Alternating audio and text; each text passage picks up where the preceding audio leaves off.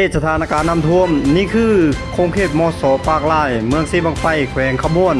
สปปลาวอยู่ทางภาคกลางของประเทศลาวเบิ่งน้ำนี่ถือว่าไหลทะลักเข้ามาเต็มเลยหมู่บ้านเด้ทุกคนเด้โอ้อันตรายแฮงคนนะอันนี้ไปที่เมืองไส้บัวทองแขวงขมวนนี่ตัวประตูนี่กำลังขี่รถทีบอยู่ดิน้ำเด็กจึงครึ่งอยู่พี่น้องเอ้ยอันนี้ไปที่เมืองไซบุรีแขวงสระเขตเด้อพี่น้องเอ้ยลมพายุกำลังพัดเข้ามาเนาะลมพายุคาจิกิเคลื่อนตัวขึ้นฝั่งเวียดนามหมุนตัวขึ้นมาจนแพร่ลามมาฮอดประเทศลาวแล้วก็ประเทศจีนพี่น้องเอ้ยโอ้หลังคาเฮือนหลังคาบ้านหลังนี้มึงไหมโอ้โทษเสียหายยับเยินเลยโทษอันนี้เหตุการณ์วันที่25-26เด้อพี่น้องมื้อนี้ก็ยังนักลวงอยู่มื้อนี้นะตกราคาปิวมาทีได้ประมาณ100 เมตรมาปิวมาไปที่เมืองไซบัวทองเป็นเก่าสินเคยโอ้สถานการณ์น้ำท่วมนี่ถือว่าสุดยอดเลยพี่ดอยอยู่ลาวเฮาก็นักลวงคาดการณ์ว่าจะทอดวันที่28เนาะพี่น้องเนาะลมพายุคาจิกิเนกาจิเนี่ยโอ้ยคือจะเป็นชื่อญี่ปุ่นเป็นคนตั้งให้ขนมนี่เราเฮ็ดยังวะโอ้ยุงเคียออกยุงขยะออกแต่อันนี้ท่อระบายน้ำโธ่ดีเมืองไซบัวทองนี่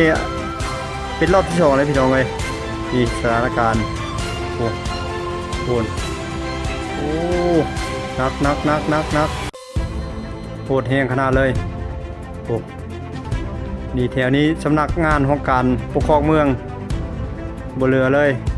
ถึกน้ำท่วมหมดนี่อันนี้ถือว่าเช้าตั้งแต่เช้าเดินภาพเหตุการณ์ตอนเช้ามื้อนี้นี่ถือว่าตอนนี้น้ำก็สิลดลงแล้วแถวบริเวณหน้าตู้ ATM นี่ก็ท่วมบ่มีรถบ่มีละเลยทุกคนเลยโอ้ยปีนี้เนาะมีแถวบ้านโน่นศิวิไลบ้านศิวิไลเมืองไซบัวทองแถวตลาดอะไรเนี่ยเป็นชี้แยกแถวนี้นะกิจการคนลาวคนเวียดคนจีนมาขายเครื่องขายของอย่างนี้นี่รอบที่2แล้วรอบนี้นักที่สุดเลยพี่น้องเอ้ยโอ้มีข่าวกันว่าทางเวียดนามกันนักคือกันทั้งจีนกันนักเนาะเพราะเขาเป็นต้นทางของพายุที่เริ่มก่อตัวขึ้นมาอดีตสภาพบ้านเฮือนน้ำไหลเข้ามาในบ้านในเฮือนปุดจักเอียงจะได้ฟูเลยโอ้โหดหายปลาเถื่อนเนาะพายุกีนี้นะมา2-3 รอบเลยว่านักน่วงที่สุดเลยอันนี้จะเป็นห้านขายเครื่องขายของสำรวยอันนี้เบิ่งสเกตเบิ่งตัวนี้จะเป็นทางห้องนอนห้องรับแขกของชาวบ้านอันนี้ว่าเรียบร้อยเนาะน้ำลงเนี่ยพอแห้งแล้วปัดกวาดอนามัยอันนี้ภาพเพื่อตอนเช้าตู้เป็นฮอดประมาณตอนสวยๆก็ยังมีรายงานเซ่กระดึกกระทึกสนั่นทางโลกโซเชียลเลยพี่ดอยมื้อนี้นะนับแต่เมื่อวานนี่เนาะจนฮอดมื้อนี้คาดการณ์ว่าคือว่าไปอะไรจนฮอดวันที่28หรือว่า28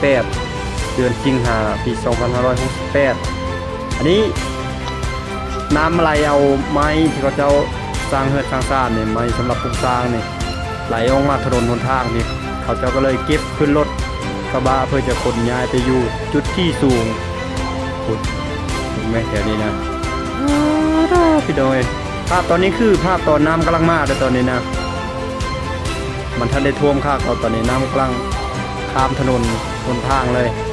ลูกแม่พี่ดอยบนทางนี่เที่ยวได้แล้วตอนนี้นะเป็นรอบที่2นะเมืองไซบัวทองแขวงคำม่วนสปปลาวภาคกลางของประเทศลาวได้ทุกคนเลยโอ้หนักขนาดท่วมดูนี่ถนนทางนี่มันอาจจะเสียไว้แตกเทไว้ทุกคนด้านนี้กับเสียหายนักลงเช่นเดียวกันเนาะเพื่อนผู้ใดที่อยู่ต่ำก็โอ้ยสิหาภาระขนาดเลยแหละหลังจากนำรถเนี่ยขี้ตมขี้โค่นอย่างต่างๆตามที่เคยเห็นผ่านมานำรถนำลงแล้วก็ต้องได้ล้างได้อนามัยพอแต่ใดก็ท่วมอีกเอาท่วมอันนี้ภัยธรรมชาติ เกิดจากภัยธรรมชาติพายุที่ก่อตัวขึ้นจากและทางทะเลจีนใต้บ่ประมาณนั้นพี่น้องโดยจะหมุนขึ้นมาฮอดฝั่งทะเลเวียดนามทางแขวงงี้อ่านไปใช้ฮานอยหมุนเข้ามาประเทศลาวหมุนไปใช้จีนหัวทางประเทศไทยพี่น้องทางอยู่ทางหลายๆจังหวัดทางประเทศไทยนะครับครบหรือบ่เนาะก็คอมเมนต์อยู่กองตะคิดเด้อพี่น้องเด้ออันนี้ครัวบ้านวังก้อเมืองคำเกิดแขวงบริคำไซภาคกลางของสปป.ลาวทุกคนเลยอันนี้น้ำนี่ท่วมตั้งแต่วันที่25หรือว่า25เดือนสิงหา2568นั่นก็คือเมื่อวานนี้จนฮอดมื้อนี้ก็ยังคงท่วมเลยยังบ่สามารถสัญจรได้สำหรับรถกระบะรถจักรรถมอเตอร์ไซค์นี่อันนี้สะพานจมได้พี่ดอยสะพานนี่จมเรียบร้อยนี่มันมีสะพานข้ามมาฝั่งนี้ได้นี่เส้นทางแถวเมืองขับเกิดแขวงบริคำไซตรงข้ามกับแขวงแขวงหยังวะจังหวัดอุดรบ่ประเทศไทยนะพี่น้องอันนี้คันว่าผิดก็ขอโทษขออภัยเนาะน้ำนี่แห้งขนาดมูเป็นสีกาแฟ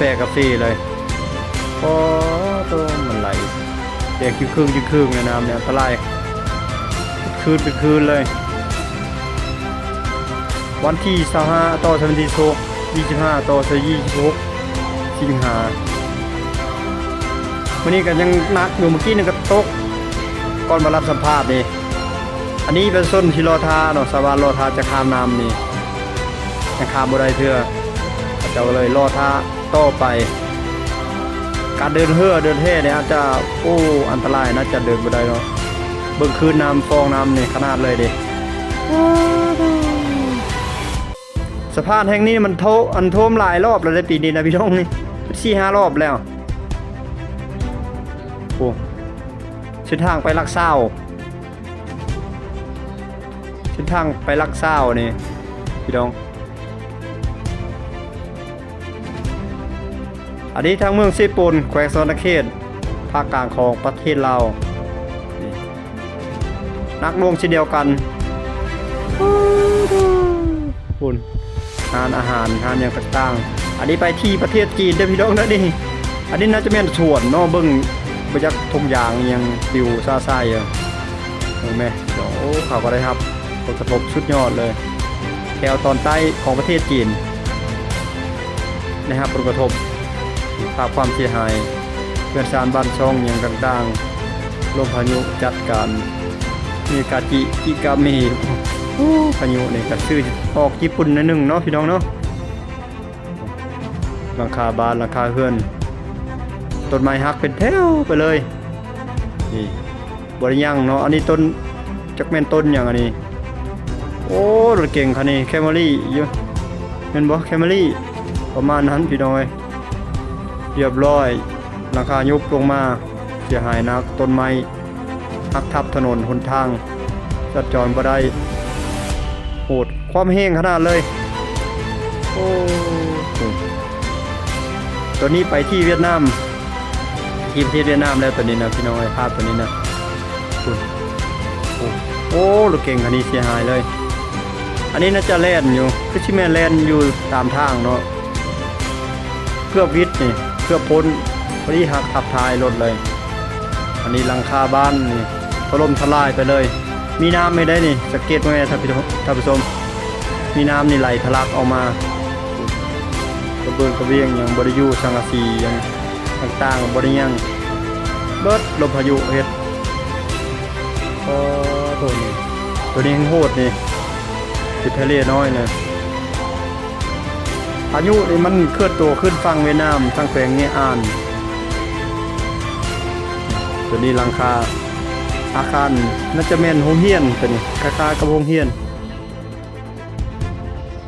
ที่ทางประเทศประเทศจีนพุ่นแหละพี่น้องไว้ดิโอ้เก่งคันนี้เสร็จเรียบร้อยหลังคายุบกระจกแตกรุดตกลงในถนนต้นไม้หักก้นเลยถอนโค่นเลยพายุเห็ดปัดกอดอนามัยโอ้โหบ้านหลังนี้แห้งพังยับเยินเลยตอนนี้ตอนพายุกำลังถล่มหนักๆเลยตอนนี้นะมันเริ่มขึ้นฝั่งเวียดนามตั้งแต่วันที่25เมื่อวานนี้แต่ว่าท่านได้นักก็ได้มันมานักมานี้อันนี้ ภาพตามรวดเวียดนามลงไปช่วยเจอประชาชนกอบกู้ภัยพิบัติต้นไม้หักทับทางทับถนนอันตรายสุดๆเลยโอ้หาบ้านใครได้บ่ทับอันนั้นราคาบ้านเนาะทับราคาบ้านที่พวกแห้งอันนี้รถเก๋งของพี่เวียดนามเขาเจ้าใส่ใจเรื่องการดูแลรักษารถขนาดใดนี่เอายังเสื้อนอนบ่นี่ฟอกสโนมามัดหอมเลยมีภาพการเคลื่อนตัวของพายุเห็นบ่มันจะก่อตัวอยู่ทะเลอันนี้คือทะเลยังกินใต้บ่พี่น้องแต่เคลื่อนตัวขึ้นฝั่งเวียดนามก่อนเวียดนามแถวที่แขวงนี้อ่าน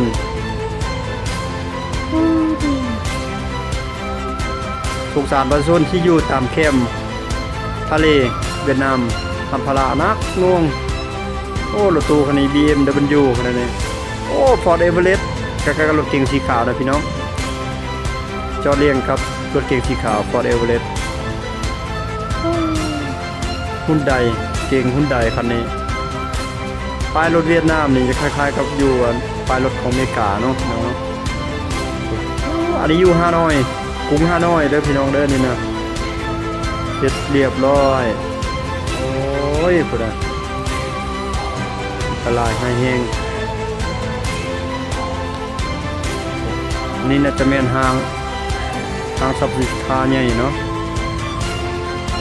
โอ้รถเก๋งรถจิ๊บสีขาวไปได้หรือบ่ถนนใหญ่ถนนลักเสร็จเรียบร้อยโอ้มีศูนย์ Honda นำได้หั่นที่เวียดนามเขาก็ใช้ Honda หลายนี่ตัวนี้ภาพรวมถือว่าโอ้สุดยอดเลยรถเป็นรถดำรถเก่งเนาะน้ำอาจจะเข้าช่วงล่างง่ายที่สุดเลยรถจักรรถมอไซค์เสร็จเรียบร้อยบ่ฮู้ว่าลากหยังบรรทุกหยังเนาะพี่คนนี้ปะโต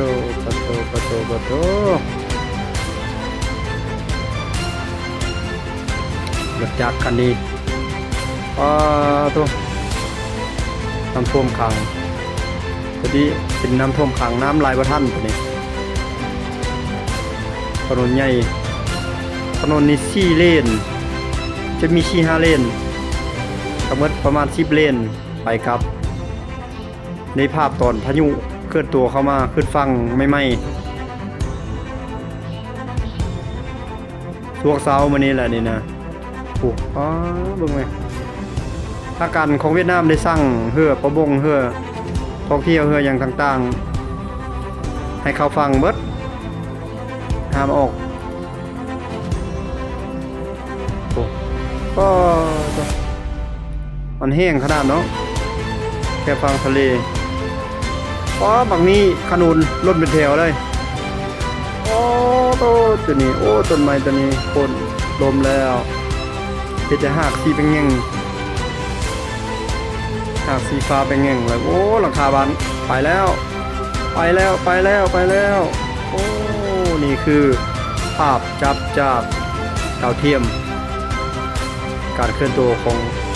พายุไต้ฝุ่น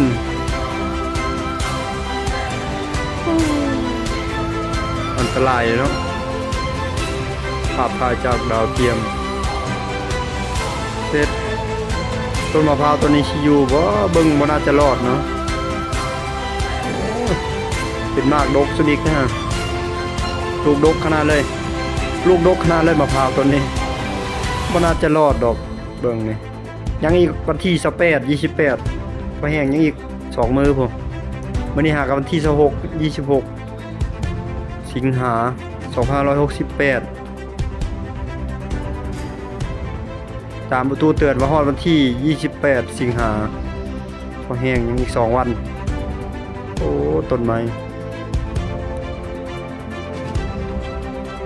เวียดนามนี่เขาโดด2เทื่อแล้ว2ครั้งแล้วปีนี้แต่ว่ายอมรับในเวียดนามเขาฟื้นฟูไวพี่น้องเอ้ยหลังจากพายุผ่านไปปึ๊ดเดียวเขาฟื้นฟูไวขนาดใดประเทศเขาพัฒนาไวย่อมรับว่าเวียดนามพัฒนาไว โอ้ยหลุดจากกองเลยมอไซค์ล้มกองเกินแถวถนนโอ้เป็นตายานดิโหดตอนนี้คือภาพตอนพายุกำลังเคลื่อนตัวเข้าฝั่งใหม่ๆโอ้โธ่อันนี้มูว่าสะพานนี่ยัง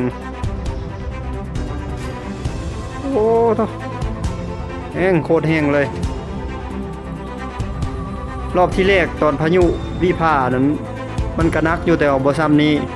รอบนี้นักแห้งที่สุดเลยเบิ่งนี่ผลเสียหาย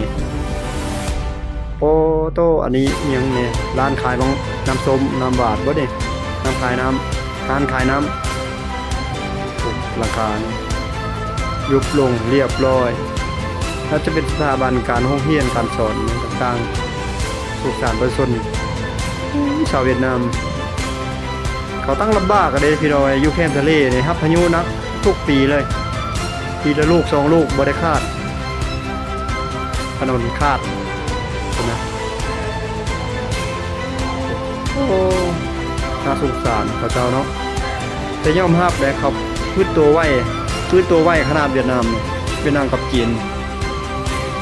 เรือภัยพิบัติแต่ละครั้งเนี่ยบึ้ดเดียวก็ฟื้นตัวกลับคืนสภาพเดิมละโอ้มาด้าไว้ได้นี่2คันเรียนกันเนี่ยมาสด้าคือประเทศเวียดนามเขาใช้รถอย่างต่างกันมีแต่คนมีเงินเนาะมีมาด้าอีกเนี่ยยี่ห้อดีไม่ได้เขาใช้มีแต่ยี่ห้อดีๆโอ้เทนนิโทมแห้งเลย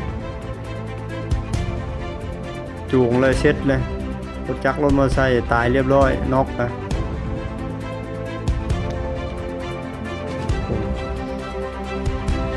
ทัพพรานักก็คือจังหวัดเงอานแขวงเงอานเวียดนามแล้วก็ฮานอยกรุงฮานอยรถจักรมอเตอร์ไซค์รถคิกก็นี่รถเนี้ยภาพมุมสูงอันนี้จะคล้ายๆกับเหือเลยพี่น้องคล้ายกับเหือที่เล่นในแม่น้ำเลยปุ๊บขี่เหือเลาะเลยอันนี้แถวนี้ใกล้ๆกับแคมป์ฟังทะเลอันนี้บ่ฮู้ว่าแม่น้ำอย่างนี้ท่วมถนนไปที่เรียบร้อยถนนเรียบตามแคบแม่น้ำไปกลับเข้ามาในเมืองอีกครั้งหนึ่งยับเยินเลยเวียดนามครั้งนี้นักหน่วงที่สุดเลยอันนี้ฮะก็เดือนสิงหาพี่น้องเอ้ยยังพอแห้งเพื่อที่ผ่านพ้นฤดูฝนนี่